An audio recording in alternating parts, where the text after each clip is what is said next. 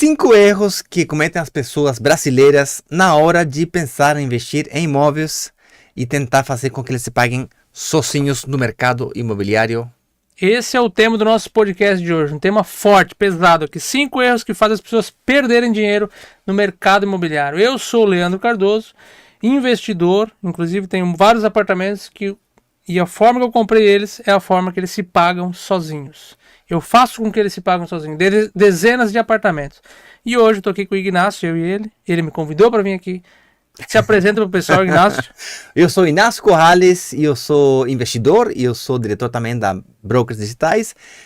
E já ajudei a 2.340 pessoas em 23 eventos chamados workshops com lançamentos imobiliários a investir em apartamentos e fazer com que eles se paguem sozinhos.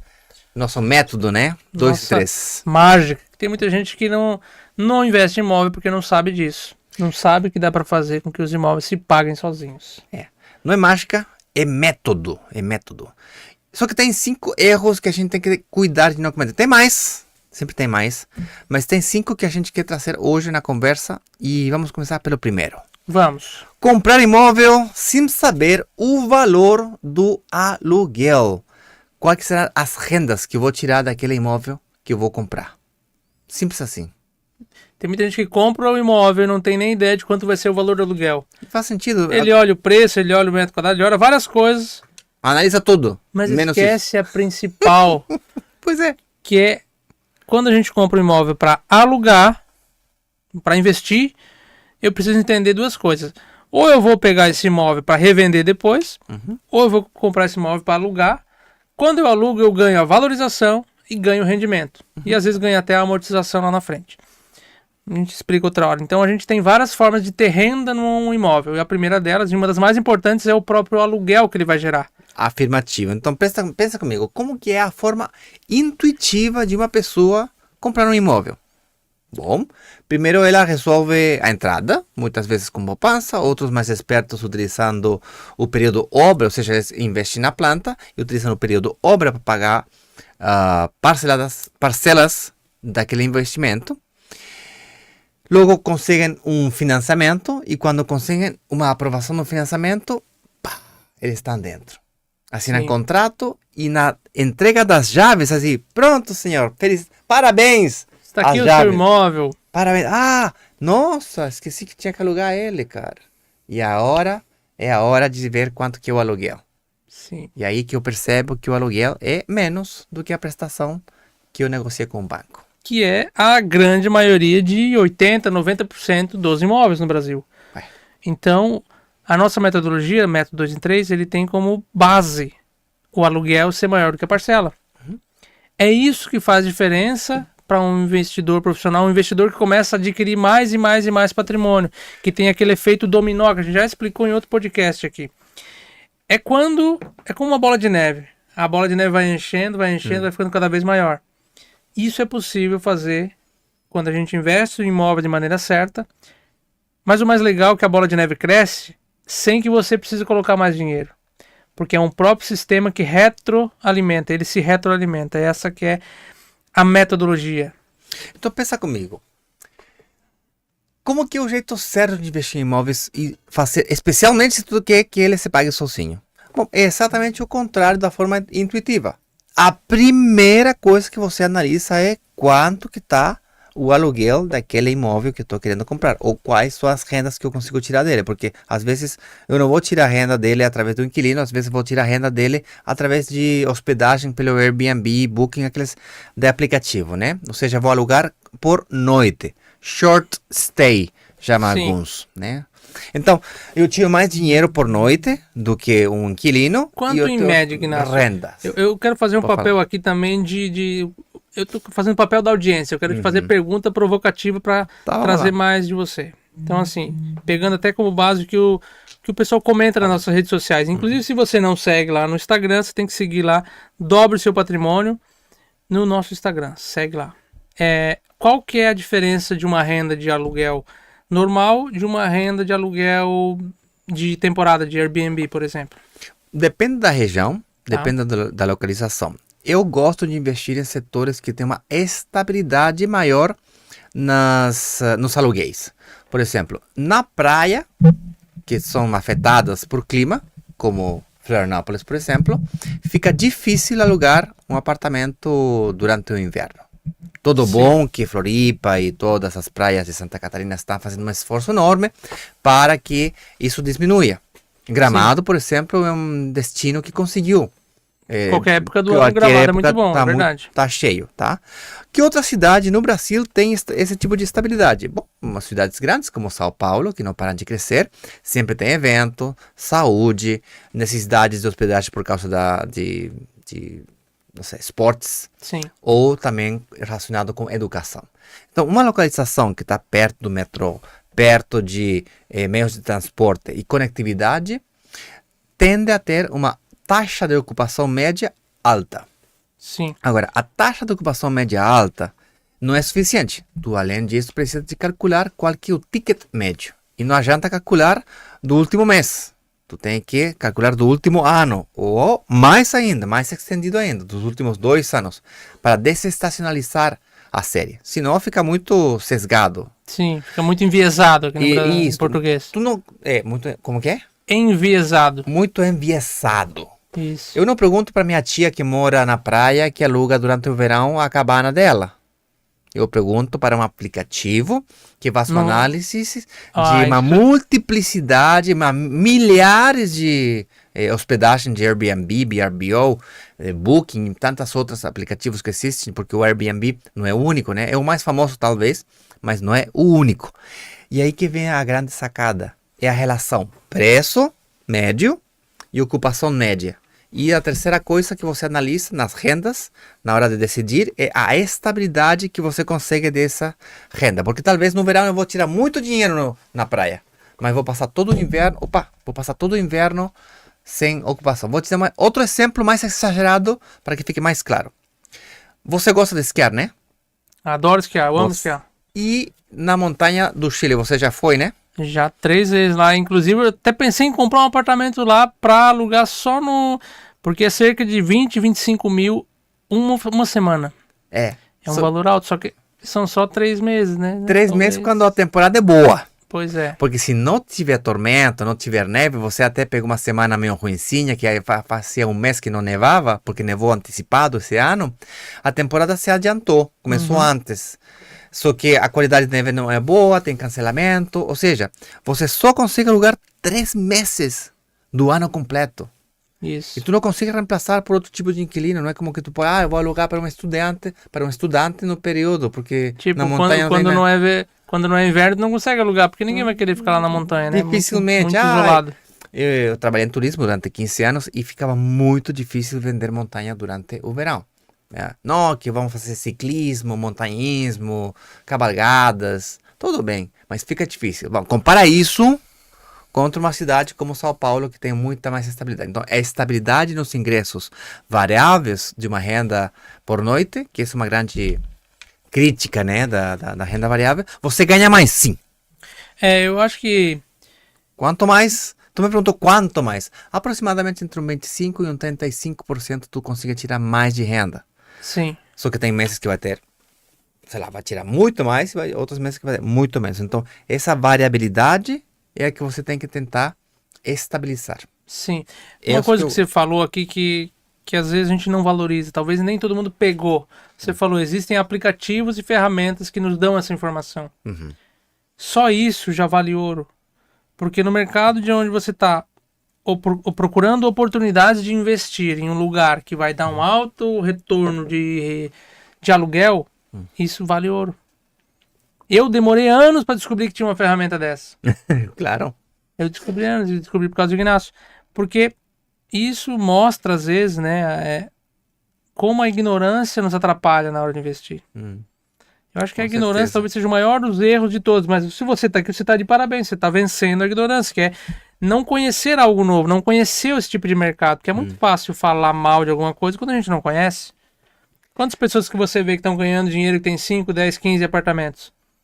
Se você conhece as pessoas, com certeza elas vão poder te ensinar algo. Agora, escutar de pessoas que não tem uma, duas, 2 apartamentos para alugar, que só tem uma casa que financiou por 30 anos e só tem ela, não é a melhor escolha, né? Escutar pessoas erradas é a pior escolha que você pode fazer, é o pior erro de todos. A gente nem tinha colocado aqui, mas me veio essa É bom. vontade de falar isso. Vamos pro segundo erro, Ignacio? Vamos. O segundo erro é comprar para morar. Como é que é? Sim, é comprar para morar como o primeiro imóvel. Eu não dou conta do sonho da casa própria, bem pelo contrário, eu sou muito a favor do sonho da casa própria. O nosso objetivo é ajudar a pessoa a ter a casa própria. Conquistar, mas uma conquista. Mas no momento certo. Na hora certa, de forma certa, sem necessidade de ficar endividado por 20 ou 30 anos. Que não é agora. No início você tem que criar patrimônio. O jeito certo é, primeiro você constrói e depois você curte, desfruta, se diverte. E a casa própria é um luxo, no sentido... É um luxo, é igual fato, um carro próprio, porque a casa própria ela não vai te dar renda. E você também não tem o objetivo de vender ela para... comprei por 500 mil, 1 milhão, vou vender mais caro. Não é esse o objetivo, é você ficar morando. Isso. Então, as grandes rendas que o imóvel tem, que é o aluguel e a própria valorização do imóvel, você não tem na casa própria. Então, você já perde aí. Quais outros motivos que fazem desse um péssimo investimento para quem quer criar uma aposentadoria e criar patrimônio? Outro investimento, primeiro que você se acomoda, porque você limita a sua capacidade de pagamento. A sua capacidade de pagar boleto é a sua principal arma. A gente gosta de dizer isso. Porque a capacidade de pagar boleto te dá a chance de comprar bens, comprar imóveis. Se você já tem a sua renda comprometida com a casa própria, você não tem mais dinheiro para investir. Às vezes, muitas vezes, você se compromete, o brasileiro tende a se comprometer 20%, 30% a mais do que ele poderia. Por isso que a gente tem hoje 77% dos brasileiros endividados. Eles querem comprar uma casa própria com o seu emocional, compra algo mais caro, coloca a mobília mais cara, coloca os móveis mais caros e por aí vai. Então ele se endivida muito. Ele fica engessado para se mudar, para buscar um novo emprego. É verdade, isso aí. Às vezes, se a família cresce, ele não tem mais quarto para botar os filhos. Não tem mais espaço. Se separa, que pode acontecer, vira um outro Aqui no problema. Brasil não acredito que aconteça esse tipo de coisa. Acontece no Brasil também, vou te dizer. Comigo não vai acontecer, porque isso eu prezo muito na minha família, mas enfim, mas acontece. Sabe o que mais me preocupa do sonho da casa própria e comprar um imóvel como primeiro investimento? É que você cai naquela armadilha da dívida da casa própria.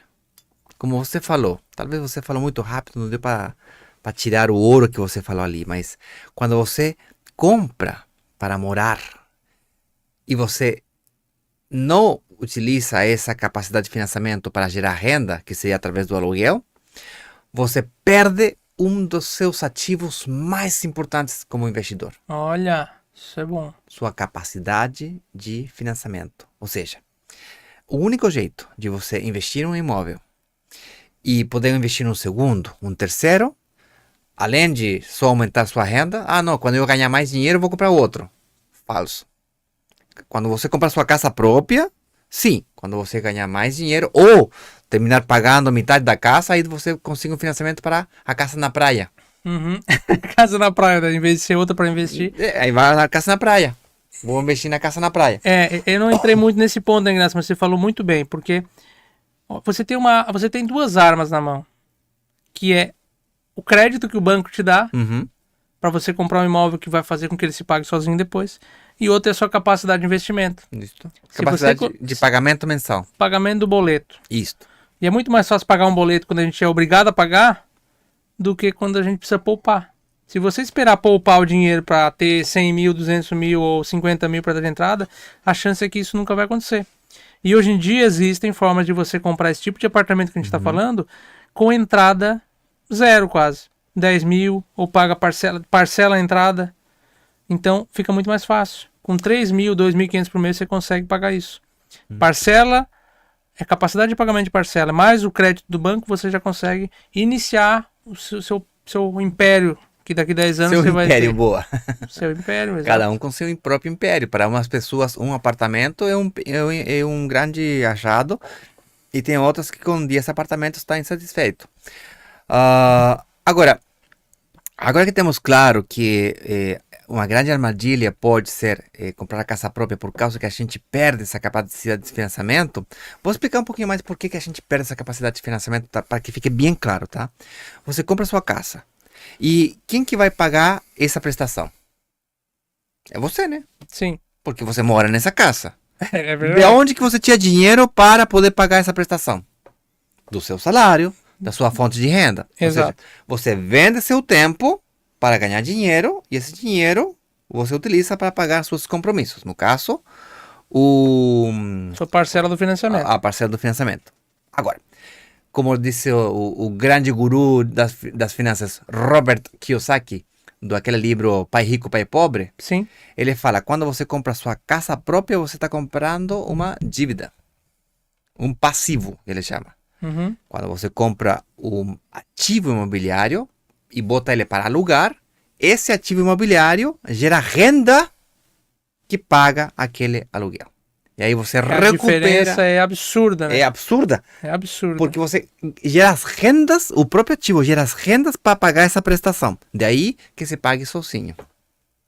E esse momento é crucial, porque permite que você recupere sua capacidade de financiamento para comprar o segundo imóvel e o terceiro imóvel. É. Ah, tu vai falar, mas eu com o imóvel estou bem. Tudo bem. Mas... Pode estar bem hoje, né? Ué. Mas e aí? E quando ficar mais velho? Quando ficar na idade do nosso amigo aqui, Ignacio? Falando de estratégia... As pessoas envelhecem. As pessoas se enxergam na velhice, né? Um homem grisalho, olha só. Grisalho, imagina, uma beleza já deve de ter os seus cabelo. 36, 37 anos pelos cabelos É, grisalhos. um pouquinho mais do que 37. Mas é bem que tu falou, né? Porque quando a gente tá comprando a casa própria, a gente pensa, não, mas tá bom assim, do jeito que eu tô, tá bom. Mas você não sabe o dia de amanhã. Então, assim, a melhor escolha que a gente pode fazer hoje é uma escolha consciente de ter um objetivo. Eu quero criar a minha aposentadoria independente. Pense nos seus filhos, eu não quero ter que incomodar meus filhos quando eu ficar velho. Pedir dinheiro pra eles. E não dá pra confiar no INSS também. Ah, não. Aí já tu botou. Entrou num outro assunto bem mais delicado. Que tá vinculado, porque se eu compro minha casa própria e tá lá, não, mas eu vou viver aqui, já tem um teto onde morrer. Beleza. Só que daí tu vai vai pagar as contas como? Pois é. Através do INSS. Tem certeza que vai deixar seu futuro depender daquele Depender processo? do governo, depender dos outros, né? Dependendo dos outros é mais grave ainda, porque Pois é. o governo não cumpriu, a minha aposentadoria é muito baixa. Quem que vai cuidar disso? Teus filhos, né? Tu vai querer que teus filhos briguem entre eles? Eu contei em um outro podcast que meus tios com meu pai, eles estão meio que brigados, sabe? Porque são 3 irmãos, 2 deles conseguiram pagar ajuda para minha avó. E o outro não, né? Então entre eles fica uma coisa rixa. uma rixa que até hoje Destrói a relação. destrói a família, cara. Tu não quer isso. Bora falar do erro número 3. Fala tu qual que seria o erro 3. O erro número 3 é achar que comprar o metro quadrado barato é a melhor opção. Opa. Olha só, peraí, mas todo mundo aí não fala que a melhor coisa é olhar o preço do metro quadrado? É o que todo mundo olha, de fato. Tem gente que inclusive diz que o metro quadrado da planta tá igual o preço do metro quadrado de um apartamento novo, porque tem gente que não sabe nem olhar o preço do metro quadrado. Primeiro. Então aqui, essa é a primeira pegadinha, porque olhar o preço do metro quadrado requer você analisar várias coisas. O padrão de acabamento, o padrão do prédio, porque a localização, mesmo Você já parou para pensar que um prédio, mesmo no mesmo prédio, no mesmo edifício, existem apartamentos que são vendidos por 10 mil metros quadrados, e no mesmo prédio tem apartamento que é vendido por 17, por 15. Dentro do mesmo edifício, tem preço do metro quadrado diferente. Por quê? Por causa da localização, por causa da altura, por causa da posição solar. Então imagina comparar com outros prédios, com outros edifícios. É complexo. Mas a questão não é porque o preço do metro quadrado é o mais barato que é o melhor. Não vamos entrar nem como é que você analisa o metro quadrado, mas vamos entrar no detalhe do seguinte. Não é o preço do metro quadrado que vai definir se ele é o melhor ou não. Principalmente para quando você quer que ele se pague sozinho, que fazer esse apartamento se pagar sozinho. Gerar rendas para pagar o próprio financiamento. Porque o grande objetivo que a gente tem que olhar é o quê? É a capacidade que ele tem de gerar renda. Não exatamente o preço do metro quadrado. É importante olhar o preço do metro quadrado, com certeza. Para entender o potencial que ele tem de valorizar. Se eu estou comprando barato, ok. Mas às vezes eu posso pegar um apartamento que vai pagar um aluguel muito pequeno. Aí não vale a pena. No meu caso, por exemplo, se eu fosse comprar o apartamento que eu moro hoje, eu ia ter que desembolsar 2 milhões de reais ou mais. Nossa. Mas o aluguel que eu pago não dá dá menos de 0,3% Em relação ao preço. em relação ao preço. Então, se Então, eu fosse tá. comprar ele para eu alugar, eu nunca faria isso como investimento. Se eu não faria como investimento, por que eu vou fazer para Pra mim? morar. Não faz sentido. Toda a minha cabeça sempre pensa como investidor. E eu aprendi isso com você e com muita gente grande. Muitos amigos que têm grana, que têm dinheiro, sempre, mesmo quando eles compram apartamentos para morar, eles pensam como investidor. Daqui 3 anos, daqui 5 anos, se eu quiser vender, como é que vai ser? Vale a pena? Já pensa Então eu penso isso. Se eu tivesse pagando um aluguel muito alto e o próprio valor do aluguel cobrisse a parcela do financiamento, não, compraria. Só que se eu for financiar ele, ou se eu for desembolsar o capital para comprar ele, não vale a pena. Vale a pena eu fazer outros investimentos. Só que aí que tá. Tu, como mentalidade de investidor, faz aquele outro investimento. Não deixa teu dinheiro parado. Não deixo parado, eu Tá. faço, compro outros imóveis. Claro. O ruim seria você não comprar a casa e não fazer os outros investimentos. Não compra a casa própria e também não continua investe. no aluguel, mas não investe. Daí Isso. é ruim. Aí já não. Tá. Agora, o metro quadrado, como você muito bem falou, infelizmente não mede as terminações, a qualidade. Então é difícil fazer comparação de um prédio 1, prédio 2. Vamos supor que seja exatamente na mesma localização, prédio 1, terminações de qualidade de mármore e o outro com terminações de baixa qualidade. Sim, Aí não tem como medir isso no metro quadrado. Isso. Fica difícil. fica. O metro quadrado, para quem não sabe, é simplesmente pegar o valor do apartamento e dividir ele pela quantidade de metros quadrados que ele tem. Privados, né? Porque aí tem até área de vassoura, metros Isso. privados, tem várias coisas para te enganar Terraça. no mercado imobiliário. Tem a terraça, tem um metro privado, tem um metro de vassoura, que dele não conta as paredes. E tem também, e tem também as garagens, tem gente que conta garagem, tem Boa. lugares que conta a área de lazer, ele divide para todo mundo e coloca também. Então, o que é o ideal? Você garantir que é um metro quadrado privado, sem a garagem, sem área de lazer, e talvez até um metro quadrado de área de vassoura. Outra, se tem uma sacada, essa sacada tem que ser útil, porque eu já vi apartamentos que eu fui olhar de estúdios, por exemplo, que ele tinha 35, 40 metros quadrados. Só que tinha quase 10 metros quadrados, ou 8, que era uma sacada inútil. 100% inútil. Ela não cabia uma cadeira, tinha 80 centímetros, eu acho. Longa, assim, muito faz curta sentido. e fina. Então, Esses não conta. não conta. Então, o apartamento, acaba que eu teria que tirar aquilo ali para fazer a conta do metro quadrado. Ficava Sim. caro. Fica bom só no papel. No papel fica bom, Agora, metro quadrado é importante. É importante Nesse caso, o metro quadrado seria barato, mas a área útil é ruim. seria pequeno. Seria um quarto pequeno. Agora, o metro quadrado é importante calcular, é uma das métricas mais simples de calcular, simples entre aspas, por causa das dificuldades que a gente acabou de falar aqui. E é um índice financeiro que a maioria dos investidores calcula. Só que não é o único, e tem outro tipo de índices que eu gosto mais de utilizar. Basicamente tem 2 que eu uso muito. Um deles é o cap rate, o ratio de capitalização, que basicamente é a relação que você tem de quanto são as rendas que teu apartamento tem, quanto você recebe, Capacidade de rendimento daquele apartamento. correto, tira as despesa, Tira as ou despesas. desconta as despesas. Porque, claro, quando você faz, só para deixar claro, Sim. né?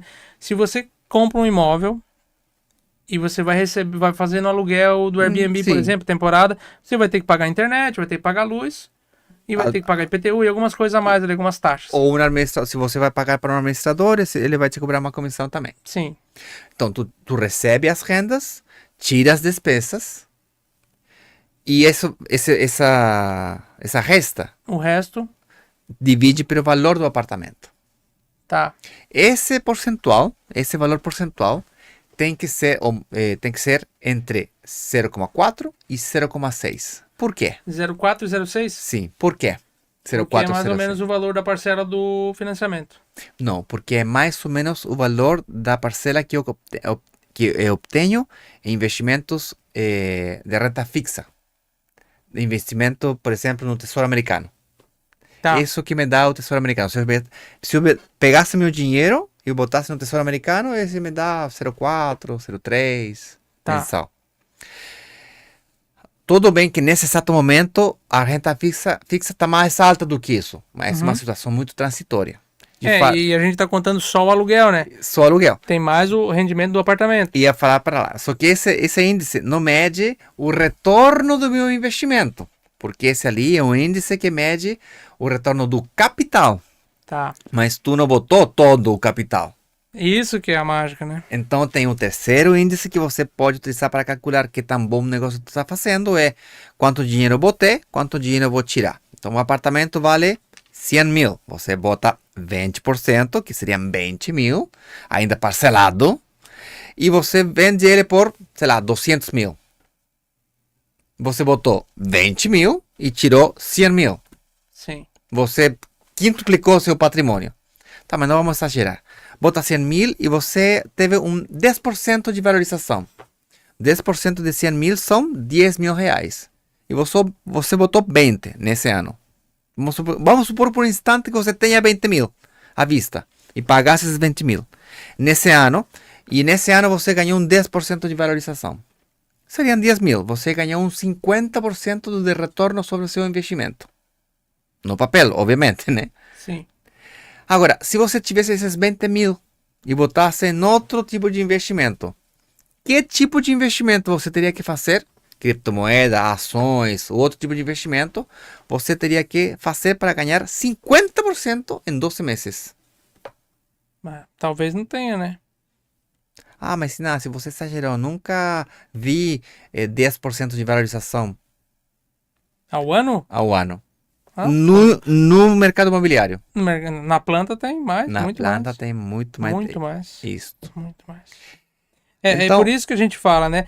Por exemplo, a gente tava falando do erro aqui. Sim, Metro quadrado barato é a melhor opção? Nem sempre. nem sempre. É melhor eu comprar um metro quadrado, às vezes um pouquinho mais caro na planta, do que comprar um metro quadrado mais barato numa coisa que já está construída. Porque aquele já está construído e já chegou no ápice de valorização. E outra, que é importante, né? Às vezes é mais fácil eu fazer a conta de se o aluguel menos as despesas vai pagar a parcela. Porque daí você está comprando uma coisa que não é você que vai pagar. Você vai pagar no começo, a entrada, parcelada. O resto que vai pagar, nem o juro é você que vai pagar. Não importa o juro do banco, porque não é você que vai pagar. É o próprio apartamento que vai pagar. Você entende que é diferente a conta? Totalmente não fico diferente. pensando no juro. O valor do metro quadrado, como índice para decidir se eu vou ou não investir, pode te levar a um grande erro, porque geralmente os apartamentos compactos, tu paga um valor metro quadrado mais alto do que um apartamento de 3 quartos, por exemplo, de 120 metros quadrados. Mas aluga. Mas a proporção do aluguel- valor metro quadrado versus o aluguel, você tira muito mais dinheiro de um compacto do que um apartamento de 3 quartos, dependendo da localização. É. E das características do prédio e do negócio imobiliário que tu está fazendo, né? E por incrível que pareça, a gente tem encontrado boas oportunidades que dá mais do que 1% É? de aluguel sobre o valor que você tem investido. Você já imaginou ganhar É um mercado muito 1,5%? maluco. Tem 1,5% a gente consegue hoje em dia. Inclusive no apartamento que eu tô acabando de imobiliar mais um apartamento meu lá, tô colocando pro Airbnb lá, a expectativa é 56 mil de rendimento no ano, limpo em 35, 40 mil de rendimento limpo, que vai dar 3 mil e alguns quebradinhos por mês, e eu gastei menos de 200 mil no apartamento. Com a mobília vai dar um pouquinho mais de 200. Mas é um rendimento de 1,5%, um pouquinho mais por cento por mês. Só de aluguel. Fora, limpo, né? Já pagando a despesa. Fora, isso que eu vou pagar 20% pra uma empresa administrar pra mim, que eu não, Sim, tu não quero me incomodar. Tu não quer mais um emprego, né? Não quero mais um emprego. Então eu vejo como tem. Se eu ganhar 15%, só de aproximadamente 15% de renda com um apartamento desse, mais a valorização, que a valorização, quando eu comprei na planta, é muito boa, estamos falando de 20% ao ano. Caramba. Investimento seguro.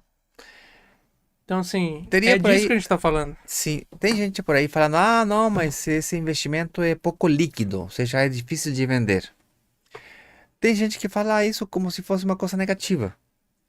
Eu acho isso uma coisa positiva. Como assim, Inácio? Porque o fato que seja difícil de vender é o que te dá a segurança.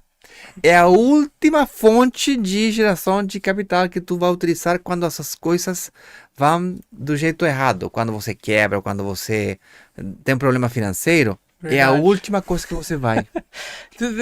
É um ótimo ponto de vista. Entendeu? Se o dinheiro fosse fácil de tirar, se fosse líquido, talvez líquido, você já tinha gastado. Pois é. Porque o primeiro problema que aparece se você ou pegar o dinheiro que está no banco. Então, o Por investimento... isso que você tem dinheiro no banco guardado? Tem 50 mil, 30 mil? Por que Dificilmente. que não tem? Pois é, mas se tivesse um apartamento, você não ia conseguir vender rápido. E, portanto, você vai procurar outro tipo de soluções para resolver suas urgências. Desde esse ponto de vista, é um ótimo fator que seja pouco líquido. Ótimo fator. Gostou da analogia? Ah, gostei. Gostei do Essa ângulo? É um outro ângulo de vista. Sempre tem um ângulo de vista diferente. Você que está do outro lado, você tem que olhar assim. Talvez você desconfie aqui. Quem que são esses dois malucos que estão falando aí? Mas ao mesmo tempo, você tem que dar uma chance para você. Deixa eu escutar e deixa eu entender se faz sentido. Se alguma coisa não fizer sentido, deixa do lado. Não descarta o que a gente falou aqui. Porque a gente falou muita coisa que vale ouro aqui. Eu vejo muita gente hoje em dia muito fechada, né? Sabe aqueles haters que vem com aquela verdade absoluta? É. As pessoas que têm verdade absoluta, elas não aprendem, elas não evoluem. Uma pessoa sábia é aquela que faz perguntas. Por que eles estão falando isso? Mas da onde que eles estão Explica tirando mais. isso? Vamos mais, vai Qual mais a cidade que fundo. tem isso? Por que aqui eu não enxergo isso? Quem são as pessoas que eu posso perguntar para ver se isso faz sentido? O que ele está enxergando que eu não estou enxergando? Tá na Faça dúvida. perguntas. Seja Isso é curioso. muito mais sábio. Vamos pro erro número 4. Vamos lá. Comprar pronto achando que é uma vantagem. Olha só que interessante. Comprar Tem um imóvel pronto achando que é uma vantagem. Tem muita gente que tem medo de incorporadora quebrada, incorporadora ser uma estafa e cair em golpe. Sim. Tá? Então, como que o mercado imobiliário brasileiro protege ao consumidor, ou os investidores, nós? Inclusive é melhor que no Chile, né? A proteção... Inclusive, a proteção aqui é mais poderosa do que no Chile. No Chile, Você já vendeu apartamento em quantos lugares? Você já vendeu apartamento no Chile?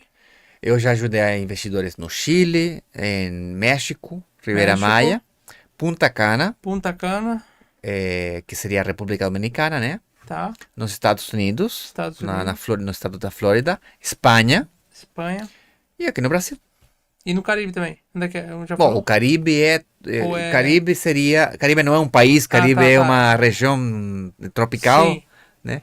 Mas esse da República Dominicana, então, era ali. é isso? República Dominicana fica no Caribe, pertinho de México, que é Ribeira Maya. Ah, porque eu lembro que você tinha falado que tinha apartamentos lá no... Sim. Ah, ok, entendi. Então, vamos lá. Aqui a gente tem mais benefícios de segurança para o investidor. Não adianta só fazer investimentos inteligentes, você tem que fazer investimentos seguros. Sim. A gente acabou de falar que a gente tem que comprar um apartamento para ter seguridade para o futuro, que seja pouco líquido, justamente para me dar seguridade. Bom, então tá, vamos lá. Quais são as ferramentas de segurança que o mercado imobiliário brasileiro oferece para nós microinvestidores? Sim. O mais famoso de todos é o patrimônio da afetação. Mais famoso entre nós, né? Talvez você é a primeira vez que escutou na sua vida. Quando eu cheguei no Brasil, nem tinha ideia o que era isso de patrimônio da afetação. Em palavras simples, é uma lei que separa o patrimônio dos donos da imobiliária, da incorporadora, desculpa, do patrimônio do empreendimento, do projeto que você está investindo. Inclusive, se a construtora está investindo em 2 prédios, ela não pode pegar o recurso que está na conta, porque cada empreendimento tem que ter um CNPJ separado, Isso. uma conta no banco separado, Boa. e ela não pode mexer o dinheiro que está aqui para outra conta sem uma despesa justificável. Isso é crime, o dono do incorporador pode ir preso se ele fizer isso aqui. Então é bem sério e é uma grande segurança que a gente tem como investidor. Então, no pior dos piores, ou nas hipóteses de uma quebra por parte da incorporadora, o projeto tem o dinheiro no próprio projeto ou na conta corrente daquele projeto? Agora, todas as incorporadoras e todos os prédios na planta têm patrimônio de afetação? Nem todos. Não. Esse aqui é um detalhe importante. Então, não é que todos tenham, mas alguns têm e isso te dá mais segurança. Correto. É errado que uma incorporadora trabalhe sem patrimônio de afetação? Não. Não. Talvez ela é tão segura, ela traspassa tanta segurança pelo simples fato do nome dela, das certidões dela, do histórico dela, Porque talvez ela fala para o mercado, olha, eu não preciso de patrimônio da afetação. Uhum. Aqui em Santa Catarina a gente tem um exemplo claro disso, que é a FG, Uhum. uma das maiores, ou está entre as 5 maiores, construtora do Brasil, e ela está construindo o maior edifício do mundo, não sei se o residencial, maior edifício que é a Torre residencial do Sena, mundo. né? Torre Sena em Balneário Camboriú. E eles não têm patrimônio de habitação, mas eles são Nem muito, precisa. muito fortes, Então, Se eles conseguem traspassar esse nível de confiança por mercado, não é obrigatório. Agora, tem uns benefícios tributários trabalhar com patrimônio da afetação que uma incorporadora mediana pequena pode utilizar para dar e traspassar essa confiança também para os Sim. investidores. Outro jeito de melhorar e dar segurança é através de financiamento pela Caixa. Aí, financiamento pela Caixa, olha, interessante. Isso. O financiamento pela Caixa funciona um pouquinho diferente do financiamento bancário tradicional. Como funciona? O prédio, quando ele é autorizado a ser financiado pela Caixa, a Caixa que vai entregar o dinheiro para garantir a obra. Quando você compra um apartamento e esse prédio está financiado pela Caixa, você tem a segurança que a Caixa vai fazer de tudo para construir o prédio. Inclusive, depois que o prédio já está em construção, a Caixa meio que termina ele, né? Tem que terminar o prédio. Olha só que interessante. A Caixa faz... basicamente, para uma construtora conseguir financiamento pela Caixa, a Caixa é muito difícil. Então, ela tem que... A Caixa olha muitos e muitos itens, muitas coisas. Então, se a Caixa já certificou, é meio que um atestado de garantia. É um atestado de garantia. E tem algumas coisas como segurança de obra e tudo mais. Então, a própria Caixa dá segurança de obra. Seguro de obra também é uma outra coisa importante que você pode ver se a construtora tem. Muitas construtoras na planta têm o seguro de obra. Isso também é uma garantia para você ou ter o dinheiro de volta e ter o apartamento pronto. Boa. Então isso é muito bom. Um outro detalhe também, então a gente já falou da Caixa Econômica, patrimônio de afetação e seguro de obra. Depois disso, vem a questão da gente olhar o histórico. O que eu preciso saber da construtora, pensando no histórico, para ter segurança? Bom, não é a mesma coisa ter 5 reclamações, vamos lá, 100 reclamações de uma incorporadora que entregou 1000 apartamentos do que 100 reclamações de uma incorporadora que entregou 10.000 apartamentos. Não é a mesma coisa. Não. Ou seja, histórico importante. Se eu entreguei 20 milhões de metros quadrados, construído não sei o que, e teve, sei lá, 100 reclamações, tu faz uma proporção, entendeu? Agora, se entregou pouquinhos apartamentos e 10% deles são reclamação, aí tá alguma coisa acontecendo. Sim. Tem que ser uma comparativa proporcional. Tu tem que trabalhar a proporcionalidade do assunto. Você tem que ver os outros prédios que foram entregues, se foram entregues dentro do prazo, isso é uma coisa muito interessante. O padrão de acabamento. Esse negócio do prazo é interessante, cara. Porque, vamos supor, você investe em um apartamento e o prédio atrasa. Atrasa porque, sei lá, acharam ossos. Osamentas, sabe? Aqueles sim. Vestígios humanos. Vestígios humanos ou, sei lá, acharam um dinossauro lá dentro. Tipo assim, vamos exagerar o assunto. Acharam um dinossauro ali, tava fazendo as escavações, acharam um dinossauro. Pô, não vai poder construir o prédio, né? Aí tu se enfrenta a um problema, mas isso é uma exageração, vamos lá. Estão achando orçamento e atrasa a obra. Acabam resolvendo que não eram dinossauros não, e demoraram 2 anos para decidir se eram ou não eram dinossauros. Tá bom. Beleza. Desculpa, gente, mais exagerado, mas vamos lá. Atrasou 2 anos. Era para ser entregue em 36 meses, acabou sendo em 5 anos. Em 60 meses. É ruim? Bom, não vamos falar que é bom. Mas ruim também não é. Vou te explicar por quê. Como microinvestidores, nós ganhamos dinheiro através da valorização, ou seja, o prédio custava 300 e eu vou vender ele por 500. E também ganhamos através do fato que a gente utiliza o período obra para pagar parcelas. Correto? Sim. E isso não mudou.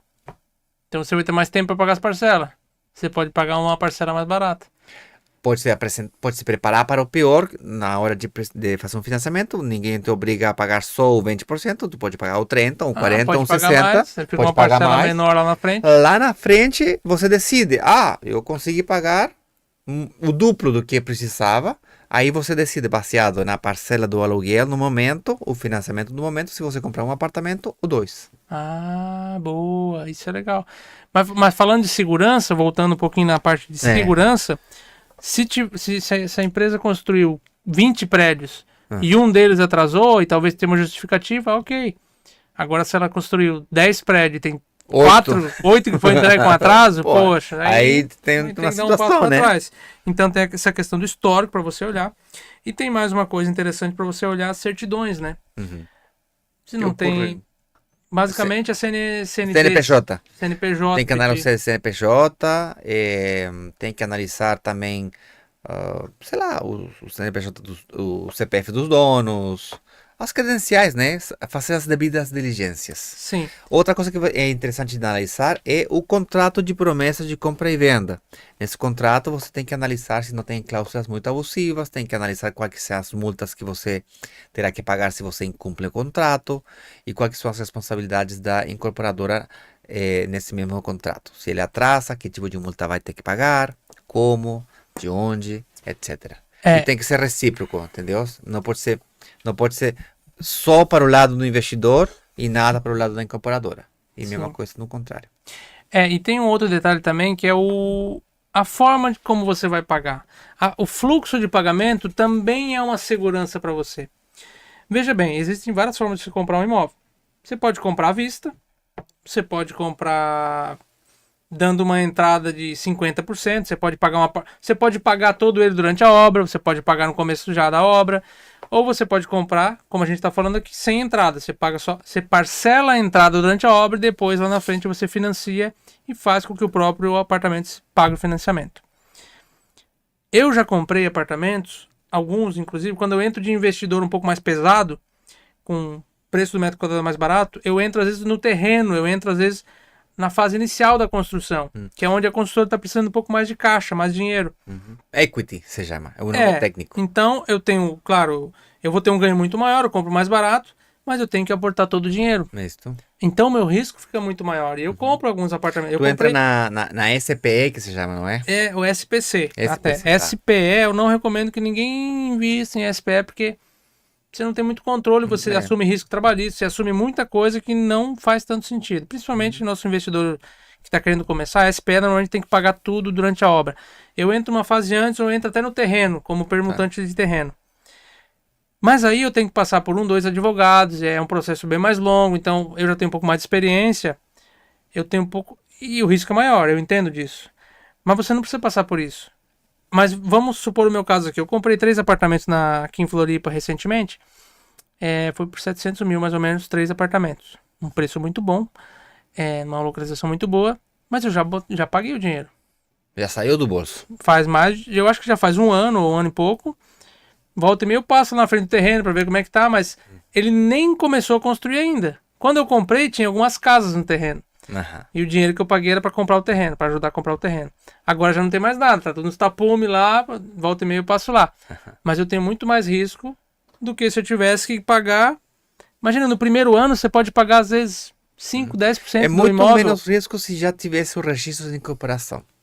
Não, e você pode ir acompanhando, pedindo foto, pedindo informação, mesmo que seja em outro estado. Sim. Você vai ter, o prédio já vai estar subindo e você vai ter pago 5% do imóvel, 10% do imóvel, é um risco muito menor do que você comprar à vista, do que você pagar como SPE ou alguma coisa assim. Então, o fluxo de pagamento também é um quesito de segurança para você comprar um imóvel. Gostou? Essa eu não tinha pensado, né, Ignacio? Cara, eu tô aqui, cada vez que a gente fala, tu me tira sempre uma coisa nova aqui na mesa de conversa. Erro número 5. Essa terminologia você utilizou, é ser barrista, ou seja, investir aonde você mora. Essa é uma armadilha. Essa é boa. Armadilha do bairrista. A armadilha do barrista. Eu só investo aonde que eu moro. Ou onde eu conheço, a cidade que eu já conheço, a cidade que eu já morei. Cara, e é uma armadilha muito comum. É difícil sair. Assim, a mentalidade tem que ser, eu moro onde que eu quero, eu investo onde que é melhor negócio. Eu invisto onde é melhor negócio. E isso pode ser aqui na minha casa, no outro lado da rua, ou do outro lado do continente. É verdade. Vamos manter no Sabe que eu tô querendo comprar uns apartamentos na Itália agora. Boa, gostei. Tô querendo comprar na Itália. Ótimo. Tem um Só que amigo daí que tem tu uma teria que constru- analisar o tem um- mercado italiano. Tô analisando, dá um já tô trabalho. analisando, tô analisando. Mas ele tem uma taxa de atratividade muito alta para essa questão do aluguel de temporada. 2, 3% de rendimento até. Nossa. Mas tem algumas coisas que são difíceis. Como eu já falo italiano, como eu tenho muito contato lá, né? Tem uma Sim. escola de italiano, então eu tenho algumas facilidades, eu tenho muita gente que mora lá. Enfim, estamos pensando. Só que tem uma coisa também, tem que reformar o apartamento, que é um trabalho que é muito difícil de achar pessoas boas para reformar lá. Mas enfim. Mas eu quero dizer, né? Eu quero demonstrar que eu não penso como bairrista. Eu penso aonde é a melhor oportunidade para investir. Normalmente você vai ser em grandes centros. Normalmente vai ser em um lugar que você tem alta rotatividade de aluguel. E é difícil, cara, porque a gente tá acostumado a... Inclusive, até tem uma frase, né? Aonde meu pai muito falava isso. A olhos do dono, engorda o gado. O olho do dono engorda o gado, é. Não é essa? Sim. Pois é. Só que no investimento imobiliário, cara, não funciona tão assim, não. Tu pode aproveitar esse fenômeno de alta valorização, esse fenômeno onde que o aluguel é mais alto do que a parcela do financiamento, é um fenômeno que tu tem que procurar mesmo. Tem. E se a cidade está muito parada onde que tu mora, ou se o bairro que tu mora está muito parado, esse fenômeno não vai acontecer. Não. Nem perto. Não chega nem a metade, às vezes. O fato que tem alta valorização depende não só do desenvolvimento da cidade. Às vezes um bairro aqui está crescendo, aqui não. Só porque muda o plano regulador da prefeitura. E tem cidades pequenas que são limitadas.